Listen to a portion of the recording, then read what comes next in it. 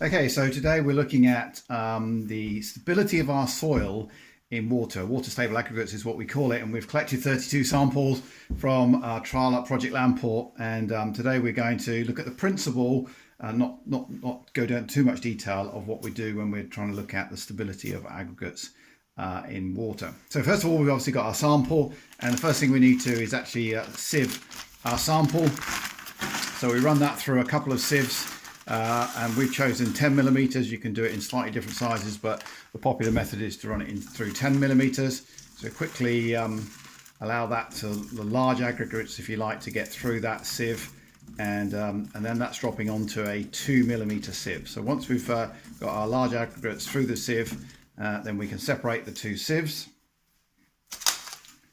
and that gives us aggregates then that can drop into a container, and that will be full of 2 millimeter aggregates.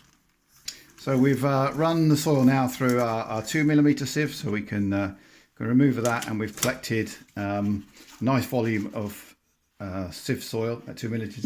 And then we need 40 grams of soil. So simple process, obviously, of just weighing that 40 grams.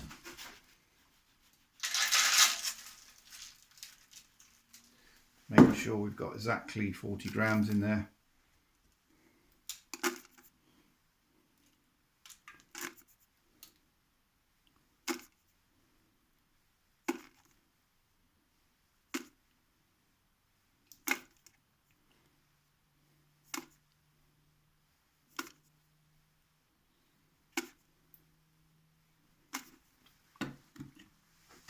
So having obtained our 40 grams of soil, we're then going to drop it into, and these sometimes are quite difficult to get hold of, but a 0.25 millimeter sieve. So we'll drop that whole sample in there, making sure there's nothing left in the tray.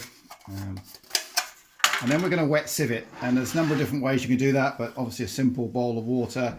And we're going to sort of try and do this in 2 minutes, 50 cycles within 2 minutes. So it's a case of either using a stopwatch or counting, and we'll just drop it into the water and count that 50 times. Okay, so that brings up 50 cycles of just wet sieving it in the soil, and that then becomes our final sample. And then we need to, we'll wash that into a tray, and then we'll put it into a coffee sieve, which will allow then the water to drain away and give us a final weight.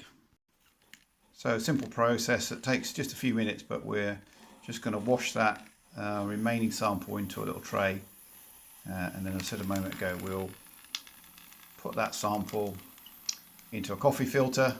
It will take the moisture away, and we'll leave it for 24 hours to dry, and then we'll take the weight. Yep, and so we're finally then up with a nice clean sieve, and obviously all our water and soil is in a container. So we took the sample. What we've used here is just a milk bottle, a milk can, and we've chopped it in half just to give us some container. Drop the filter in there, and yeah, that's the procedure really for just looking at the stability of our soil in under water. And we know that's a really big and important aspect of soil health. Aggregates is where a lot of our biology happens, so we're really interested in this this aspect, if you like, of soil health. Okay, so our final result then is this is one we did earlier, but the water has almost soaked through that filter, leaving just the soil and residues, and of course we'll let that really dry for probably 24 hours, if not longer, and then we'll weigh the filter, and we'll get a reading for each different treatment that we've got, and we'll understand the effects on the stability of our soil and water.